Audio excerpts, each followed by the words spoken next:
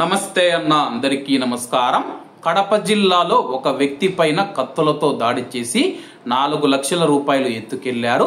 వివరాల్లోకి వెళితే కడప జిల్లా ముద్దనూరు మండలంలోని సోముపల్లెకు చెందిన మూలే లక్ష్మిరెడ్డి పైన గుర్తు తెలియని వ్యక్తులు ఆదివారం రాత్రి కత్తులతో దాడి చేశారు। అనంతరం అతని వద్దనున్న 4 లక్షల రూపాయలు చోరీ చేశారని బాధితుడు తెలిపాడు। లక్ష్మిరెడ్డి మాడికాయల వ్యాపారం కోసం వెళ్లి తిరిగి బైక్ పైన ఇంటికి వస్తూ ఉండగా గుర్తు తెలియని వ్యక్తులు కత్తితో దాడి చేసి అతని వద్ద ఉన్న డబ్బునైతే దొంగతనం చేయడం జరిగింది। అలాగే ప్రస్తుతం పోలీసులు కేసు నమోదు చేసి దర్యాప్తు చేస్తూ ఉన్నారు।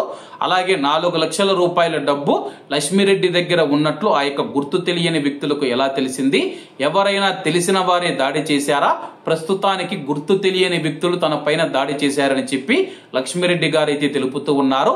అలాగే ఆయన మాడికాయల వ్యాపారం చేసి 4 లక్షల రూపాయలు తీసుకొని బైక్ పైన ఇంటికి వెళుతూ ఉండగా మాటు వేసి గుర్తు తెలియని వ్యక్తులు విచక్షణారహితంగా కత్తులతో దాడి చేశారని చెప్పి ప్రస్తుతం ఆయన ఆసుపత్రిలో చికిత్స పొందుతూ ఉన్నారు।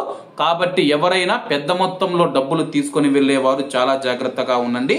ఎందుకంటే మాటు వేసి డబ్బుల కోసం చంపేంత వరకైనా వెళ్తారని చెప్పి ఈ సంఘటన, ఈ యొక్క ఘటన ఉదాహరణ।